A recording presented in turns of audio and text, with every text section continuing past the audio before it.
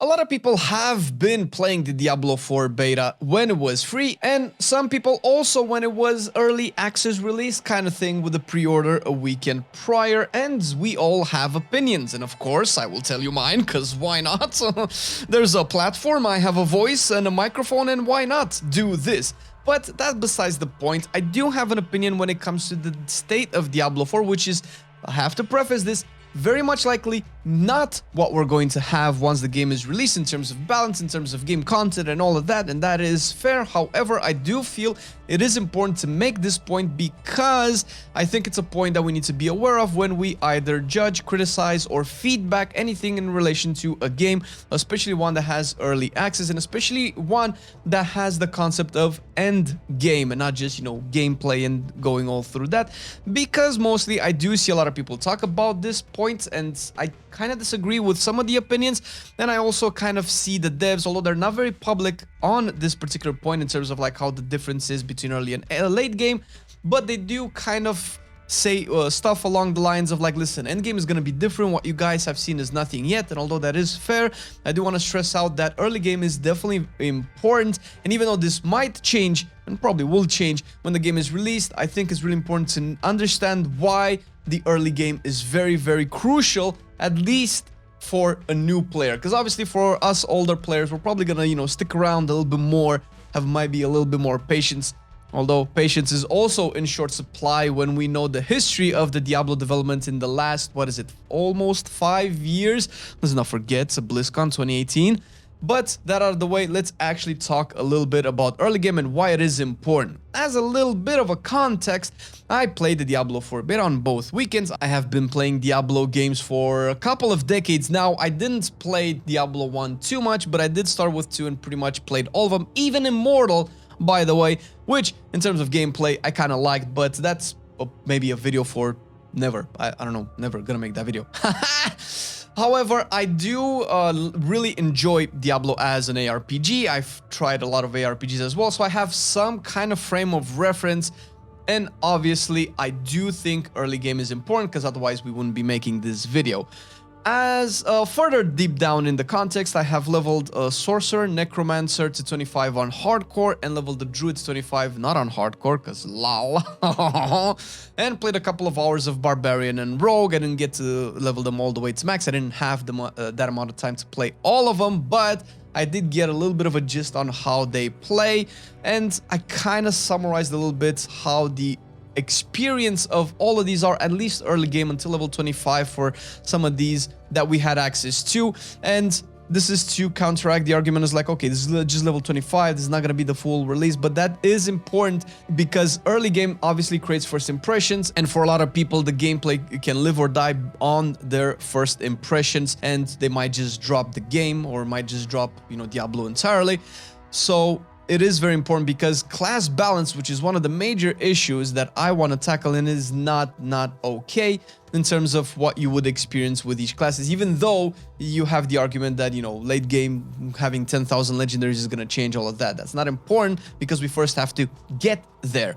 And speaking of getting there, for my Sorcerer experience, which was on hardcore, so I did play a little bit defensively, a little bit more careful, it was still very fast and explosive. The monsters, at least at the beginning or stages of the game, died in a couple of hits, or even one hit sometimes, depending on how high my power scaled to the specific level.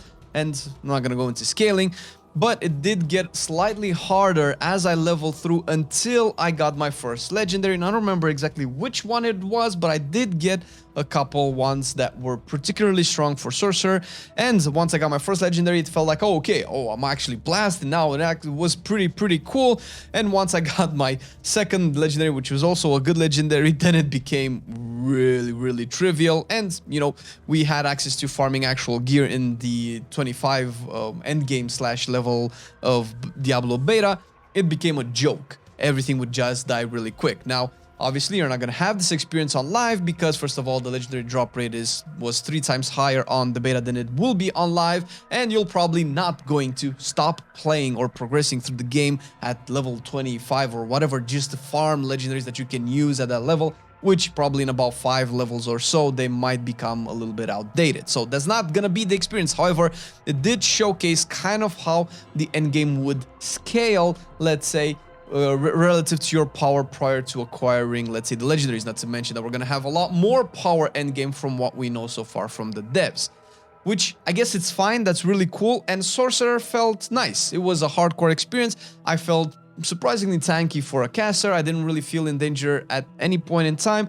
I did play hardcore Diablo before, so I kind of have the mindset of, you know, let's check a little bit ahead, let's not rush in, let's study the affixes, see exactly what's going on and what can kill me, and I pretty much survived, and that was pretty fine. I did eventually lose the Sorcerer sometime later, but that's besides the point. Similarly to Sorcerer, Necromancer was also strong. I would dare say I felt stronger on Necro. Whether or not it was because I already knew the game when I did my first playthrough through Necro, or maybe it's just that the class is legit stronger. It felt like the damage was very stupid without any actual gear. Corpse Explosion is just really silly. Not to mention that having pets completely trivializes a lot of the mechanics that could potentially be dangerous, first of all, for a hardcore character, but maybe annoying for a softcore character at the very least. So pets essentially trivialize this, and the pets are essentially free. You get them as you level up. You don't invest anything into them. Obviously, you can sacrifice them and not have pets and have other bonuses, but you do get the pets for free, which is not something that Druid has, for instance.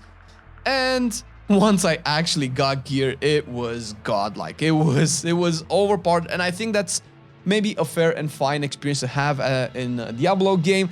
You should feel very strong once you get gear. It felt very satisfying. It got close to how Diablo 3 felt in terms of like the pacing and the power scaling of your character relative to the world. Obviously, it was just level 25, but it was fine.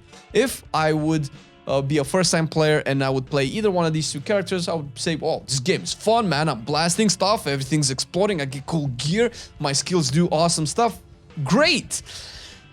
Now, however, we dive into the Barbarian experience. I didn't level Barbarian to max, although I did watch a lot about Barbarian gameplay, and I have a couple of hours into Barbarian, and I've played Barbarian for most of my Diablo lifetime.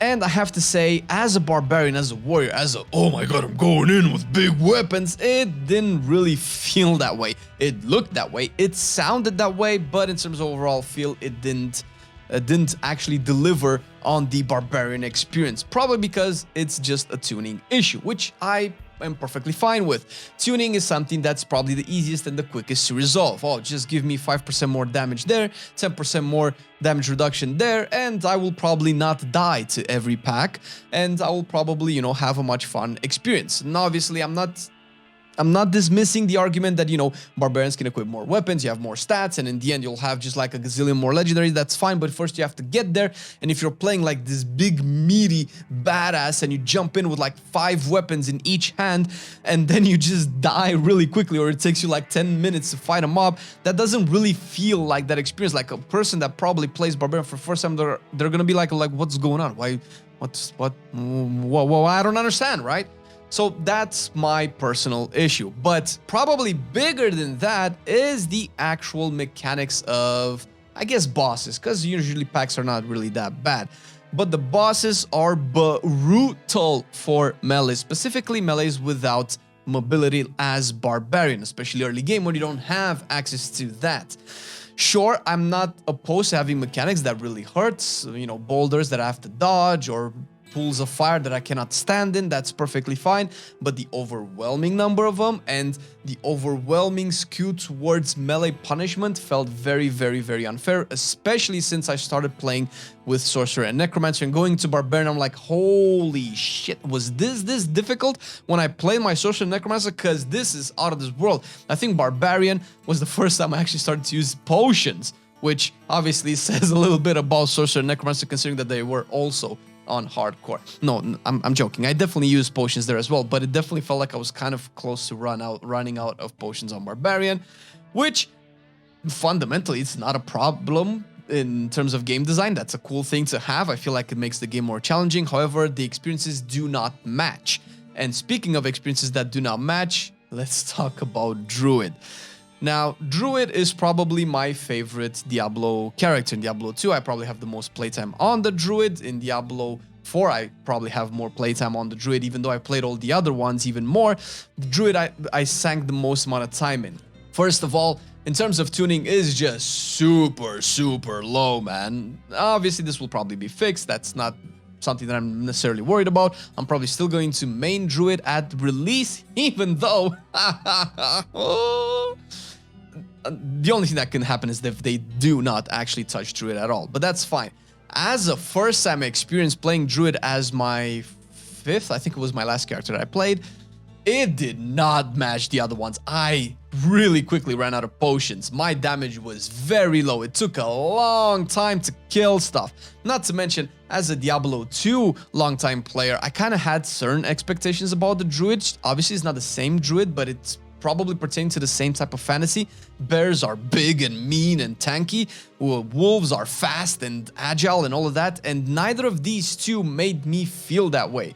You don't shapeshift into bear anymore as an ability, but abilities shapeshift you into that form. So that's definitely the difference. However, even when I am shifted, because you stay shifted for a little while until you use a skill that, you know, needs you to be in caster form or in werewolf form or whatever, I didn't feel any difference. It felt like a cosmetic. I don't think shapeshifting should be a cosmetic. I feel that, I don't know, and this is a problem with most probably with design, and I will go deeper into it in a Druid dedicated video, but it just didn't feel very Druid. It didn't feel like a pleasant early game experience, because whatever I chose in terms of skill progression, it didn't really give me the satisfaction. It's like, oh my god, I put points into elemental skills, into earth skills. I'm gonna boulder my way through the early stages and some quests. It didn't feel very satisfying, considering that the spells, first of all, hit like a wet noodle. Second of all, they were super expensive, like the consumers, like Landslide, for instance. It was super expensive, and the fact that it didn't do damage was double dipping into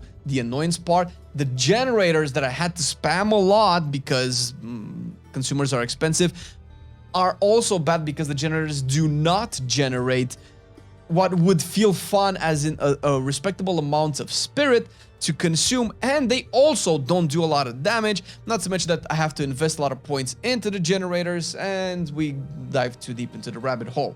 So Druid was very difficult. I died a lot. I wasted potions. I actually had to min-max defensives and skills and mobilities and damage and really think about my build, and I actually had the most amount of fun on the Druid because it was a challenging experience and it felt satisfying to blast through. However, I also know that Sorcerer and Necromancer don't have that issue. Not even Barbarian has these issues, and we'll get to the Rogue in a second. And if you play any of those, it just feels like a totally different game, which I don't agree should be the case, no matter how Druid scales late game with 10,000 legendaries. That should not be how the first experience is, because this is not going to keep a lot of players into the class, and it's just a shame, because it disconnects you from how the game is played when you're with a Druid and you're like hitting a white mob pack, white monsters for like 5 minutes, and then a Sorcerer just comes by, farts a little bit, and then just clears your entire screen of monsters. It just doesn't feel fair, and this is probably the main issue with the early game experience. The fairness is not there, because whether the game is difficult or whether it's easy, that's not the point. I would like it both ways. I love this game. The game is amazing. I can't wait to play it. However, choose one way. Make it challenging for everybody or make it easy for everybody. People are not afraid of things being difficult, but I would imagine a lot of players would probably not want to play a game that is not fair. And maybe the best example for this is Dark Souls. Dark Souls is brutal. It is hard, but it is fair. It is fair in the way that it tells you what's going on. It is fair how it presents you the challenges and how it rewards you for completing them. It's not fair right now in the tuning, and although these will probably be addressed, I did want to point out that early game and first impressions are very important in keeping new players in, because obviously we need new players. Obviously Diablo has a long way to go to rebuild its image. Not to mention there are some negative stereotypes that Diablo 4 has to kind of squash in terms of monetization and transactions and all of that, which we'll probably have a video on it in the future. So it cannot really afford to sacrifice early game on the promise that late game will work. And now we get to the Rogue, which, in my opinion, I played it on hardcore also, and I think I actually died on the Rogue on about level 13, because I was actually just blasting through I felt a little bit too strong and I blasted through, and I was a little bit reckless and I died, and it was the exact hardcore experience that you should have as a player. You shouldn't be unpunishable by any stretch of the imagination, because Sorcerer was the tankiest class, Necromancer really quickly after, and then I would probably put Rogue there. Rogue wasn't actually tanky. It was fair. I had okay HP levels. I could take a lot of damage and die, but I did have a lot of mobility. So even though I did a melee playstyle of Rogue and also a range playstyle of the Rogue, and in the melee I felt like, okay, this is a little bit tricky, this is a little bit challenging. Oh, I have to run away and dodge all the stuff. That's fine. It was, for instance, the first boss of the game. The experience with each class is vastly different, where Barbarian is really and Druid are really shitty. Rogue is just actually first like, okay, I have to dodge even if I play melee, but I have all these mobility options, which are actually really cool. And the damage was also nice. It wasn't as overpowered as it was with Sorcerer and Necro, but it wasn't poop, where it felt like, oh my god, if I don't loot a legendary soon, I will not be able to progress to the game. Like, it wasn't that. I felt like the Rogue probably nailed the best balance between difficult, rewarding, challenging, high damage, sustain, mobility, and all of that stuff. And I think, and I hope at the very least, that they use Rogue as a benchmark into how to balance the game. The game shouldn't be necessarily difficult, because that's not what Diablo is all about, but it shouldn't be trivial where you just close your eyes on hardcore, right click on the map, and then just kill the last boss. That shouldn't be how the game is.